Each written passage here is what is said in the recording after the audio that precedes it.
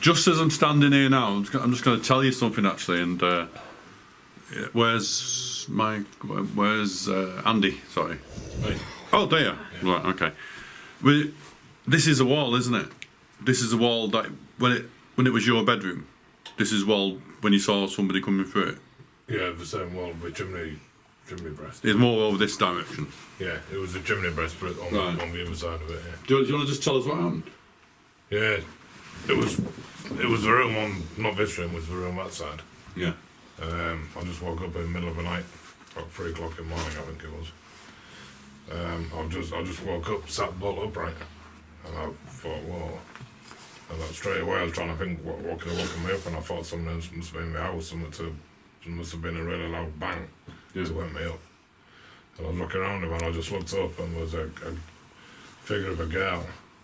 It was just a top half her from like pretty much her waist upwards. Her bottom half was on there, but she was at the right height, as if she would have had legs. And she was just staring straight into my eyes. And straight away I thought, I'm obviously dreaming, so I was looking around. Check the clock, check my watch, and I confirmed I was definitely awake. Yeah. And then I just didn't know what the hell to do. But it was just a look in her face, in her eyes, it was like, it was really, really sad, but it was like pleading for something, like kind of desperately asking me to do something, but obviously she couldn't speak, but it was just like... So what you're saying is that there was a sadness there with the little girl? Oh, massively, yeah. And she wanted to communicate with you with that sadness, basically? Yeah, but it's why she was like pleading with me. I mean, a couple of times my daughters have done it when something's happened to them. Yeah. Like if we take them for injections or something, and they're looking at you as if to say, please take me, asking me to do something.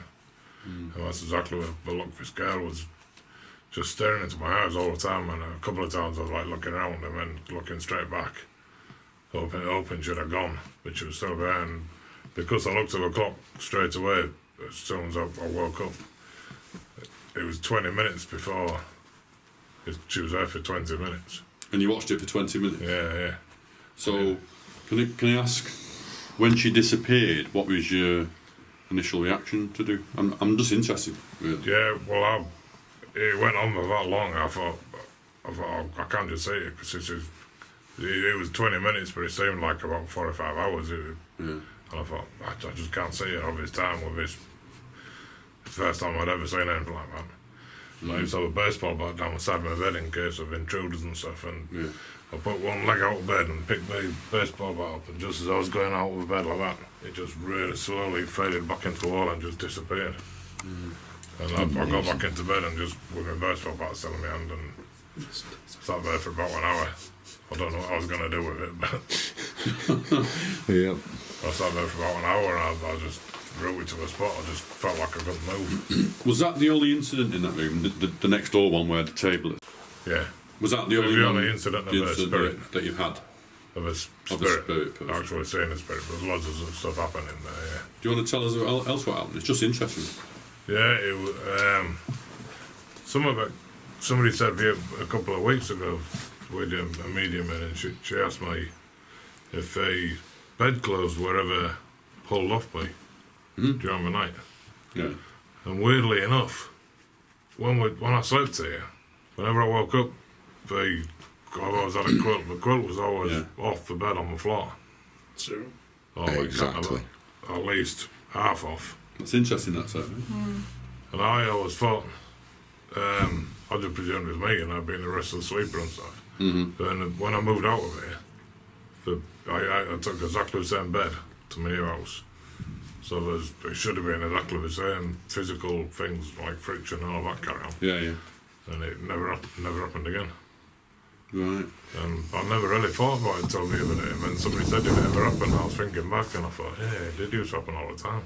Yeah. But I never put two and two together. Do you know, with me, and I'm just interested in for you really,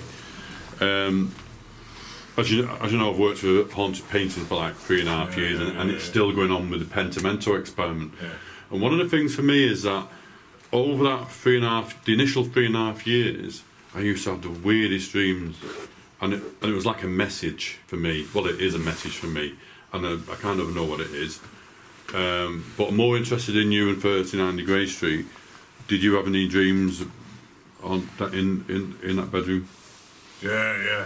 I dream quite a lot, yeah, but... Were these very, very strange, weird dreams? Yeah. Is it anything that you can remember that you can relate to? Not really anything I can remember specifically, but I remember them being very odd.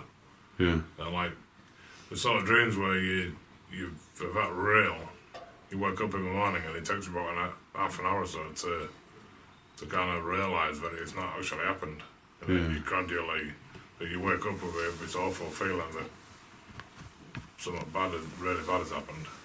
Right. And then you wake up and it used to take me a good half an hour to kind of like really come to my senses and realise. And then there was still something like some negative thing in my head and I used to have to like think back and thought, no, it's because of that dream. And then gradually I could get myself out of it. But so you can't remember the details of how? not the specifics, no. Not specific details. No, but just the fact that they were. But they were quite negative. Yeah, very negative. Yeah. Right. Okay. Right.